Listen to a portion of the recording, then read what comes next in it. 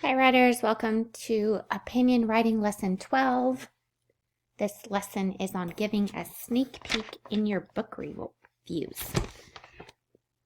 So today I want to teach you that writers of book reviews give a sneak peek summary without giving everything away.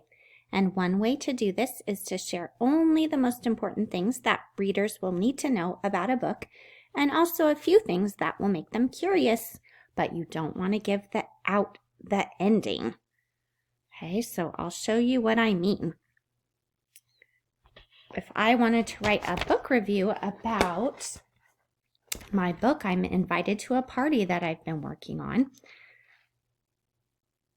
I need to write a little bit up to my reader about telling my reader what the book is about, right? Let me show you the book. So I could say, you should read, I am invited to a party because Elephant and Piggy don't know what kind of party it will be, and then they find out at the end that it's a fancy pool costume party. Would that be a good sneak peek? No, because I told you the whole story.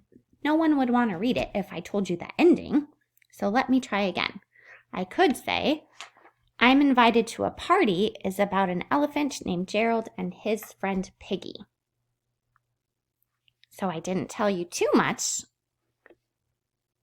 So I'm going to go ahead and write that down. I didn't really do an introduction in my book review that I wrote yesterday.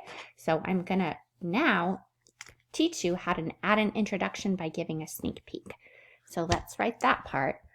I am invited to a party is about an elephant named Gerald and his friend Piggy. Okay, so next, I better tell the reader something interesting, something to make my reader curious and make him or her want to read it. I could maybe tell what the problem or the adventure is. I need to explain the situation in the book without giving it away. So I could say,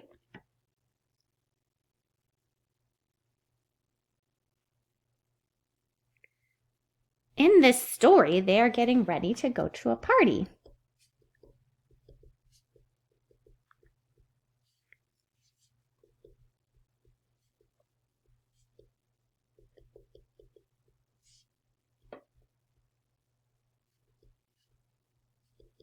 And then I can tell a little bit about the problem.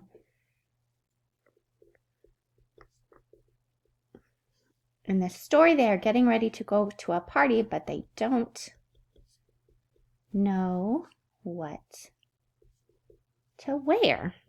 So I told a little bit about the problem and what's happening in the story, but not enough to give it away.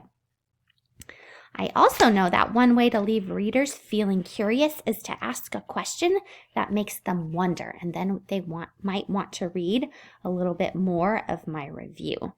But I don't want to answer my question. So I might say, what kind of party will it be?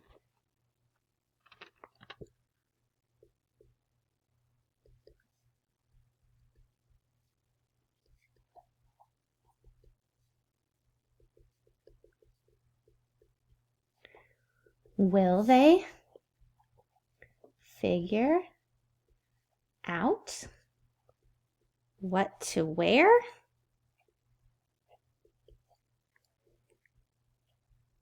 You'll have to read to find out. Okay, so now I created some suspense for my reader. I asked some questions and I'm telling them I'm not going to tell them the end.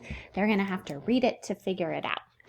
Okay, so let me reread this and see if I did a good job giving my reader a sneak peek of my story without giving away the ending. I am invited to a party is about an elephant named Gerald and his friend Piggy. In this story, they are getting ready to go to a party, but they don't know what to wear. What kind of party will it be? Will they figure out what to wear? You'll have to read to find out. Okay, and now I can go right back to my reasons and details. I'm just adding this sneak peek introduction to my review. So let's go back to our slideshow here.